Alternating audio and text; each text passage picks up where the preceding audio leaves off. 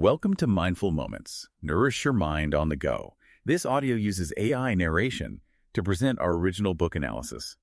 Today we're diving deep into Harry Potter and the Sorcerer's Stone, the first book in a series that honestly captured the world's imagination. We've got some pretty cool background on J.K. Rowling's journey, and of course we're going to be exploring the book itself. Yeah, it's incredible to think that Rowling went from, struggling financially to being one of the most celebrated authors of all time. Real rags to riches story, kind of like Harry's own journey in the wizarding world. Yeah, definitely adds another layer to the reading experience. Speaking of Harry, the book starts by introducing us to his, pretty awful life with the Dursleys. Yeah, Rowling she masterfully contrasts that really mundane, almost cruel world of the Dursleys with the hidden magic that's waiting for Harry. The Dursleys, they represent everything ordinary and unimaginative, which makes Harry's magical heritage stand out even more. Yeah, it's like they're desperately clinging to this normalcy. While something extraordinary is trying to break through, those Hogwarts letters addressed to Harry really shake things up. Totally. Those letters, they're more than invitations. They're like this disruption of the Dursleys' carefully constructed world, foreshadowing that magical upheaval that's to come. It's like destiny, Harry can't escape it. And who better to deliver that destiny than the unforgettable Rubeus Hagrid?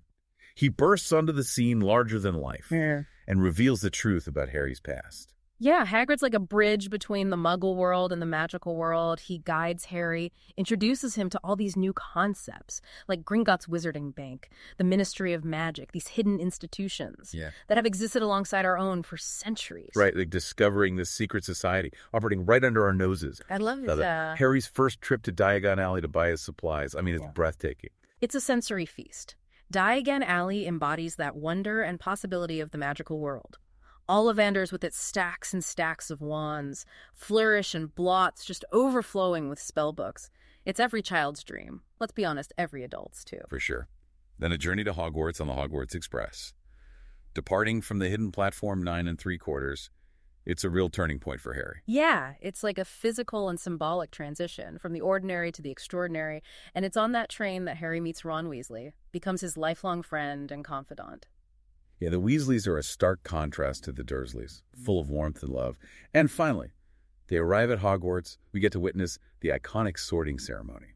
Right. The sorting hat isn't just some whimsical tradition. It represents the idea that our choices, along with our inherent qualities, they shape who we become. And it's so interesting how Harry fears being placed in Slytherin, the house known for dark wizards, shows his innate sense of justice. And of course, the sorting hat places Harry in Gryffindor, a house of courage and chivalry, where he truly belongs. Such a pivotal decision places Harry with Ron and eventually Hermione. Forming that trio embodies Gryffindor's values, and that sets the stage for all their adventures together. They'll face tons of challenges and learn valuable lessons from the Hogwarts staff, like Professor McGonagall, Dumbledore, and that really enigmatic Severus Snape. Yeah, Snape seems to have it out for Harry right from the start. Definitely adds a layer of intrigue. Totally. Snape's animosity toward Harry, which we just get these little glimpses of in this first book, really becomes a driving force throughout the entire series. It begs the question, what is the root of this animosity? What role will Snape ultimately play in Harry's destiny? Oh, and then there's Quidditch, the wizarding sport that captures Harry's heart, and ours too, let's be real. It's more than just a game, right? It's like a reflection of the whole wizarding world itself, with its own rules and rivalries and traditions. Harry's natural talent as the youngest seeker in a century, it really sets him apart. Definitely. Gives him the sense of belonging and accomplishment, something he really needed after years of neglect at the Dursleys. His success on the Quidditch pitch helps build his confidence and solidify his place at Hogwarts. Yeah, but amidst all the joys of Hogwarts life, there's a shadow lurking, right? Oh, totally. You're talking about that whole mystery surrounding the Sorcerer's Stone. It all starts with that heavily guarded vault that Hagrid visits in Gringotts. I mean, don't you think that's suspicious? Yeah, for sure. It raises the stakes. And Harry's curiosity, plus his growing suspicion of Snape, lead him on this quest to uncover the truth about the stone and its connection to Voldemort. Right, so it becomes this race against time. For Harry, Ron, and Hermione, they got to protect the Sorcerer's Stone from falling to the wrong hands. Exactly. And along the way, they face all these challenges, each one designed to test a different aspect of their character. The giant chess game requires strategy and sacrifice from Ron. The logic puzzle with potions highlights Hermione's intelligence and quick thinking. And then ultimately, Harry confronts Professor Quirrell, who reveals himself to be possessed by Voldemort. Oh man, that twist. Still one of the most shocking moments in the book. Turns out Quirrell was the one trying to steal the stone all along. Oh, yeah. Under Voldemort's influence. Yeah, and this is where the story takes on this deeper meaning. It's not just this whimsical tale of a boy wizard anymore.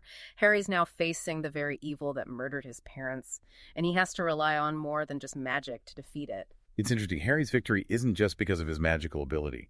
It's his love for his parents, his inherent goodness that shields him from Voldemort's dark magic. Yeah, Rowling brilliantly weaves this theme of love conquering evil throughout the entire series. Really powerful message, especially for young readers. It suggests that even when facing unimaginable darkness, love can prevail. And in the end, Dumbledore reveals that the Sorcerer's Stone has been destroyed, foiling Voldemort's plans. At least for now, it's a victory, but one that comes at a cost. Definitely. The destruction of the stone signifies a new beginning, but also foreshadows challenges to come. The threat of Voldemort hasn't been eliminated, and Harry knows he'll have to face him again. So what makes this seemingly simple story of a boy wizard so enduringly popular? Why should our listener pick up this book? Harry Potter and the Sorcerer's Stone. It resonates with readers of all ages because it speaks to these universal themes: good versus evil, courage, the power of friendship and love. It offers a world of wonder and possibility while also exploring the complexities of human nature. Right, and while the magical elements are definitely captivating, it's the characters and their relationships that really draw you in. You find yourself rooting for Harry and his friends as they navigate the challenges of Hogwarts and confront the darkness, both within themselves and the world around them. For sure.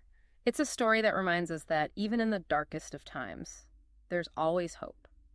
And that the choices we make, along with the love we share, can ultimately shape our destiny. It's like she took bits of history and mythology and wove them into this believable world. It really adds something extra to the story. It makes you wonder, what's really possible and you see that magic even in everyday things. Yeah, and Harry Potter and the Sorcerer's Stone, it's really just the start of Harry's adventure. It leaves you wanting to know more. What challenges await? What will he triumph over at Hogwarts? And that's what's so great about a series. It keeps you guessing, makes you feel connected to these characters, we're right there with them. Totally. It's a reminder that stories can take you away, make you believe anything is possible, inspire you to face your own challenges with courage. Absolutely. So if you haven't read Harry Potter and the Sorcerer's Stone, you have to check it out, seriously. Well, see magic. You can find a link to the book in our show notes. And please subscribe to our channel. We do more deep dives into all kinds of stories and ideas. Until next time, keep those minds curious and never stop imagining.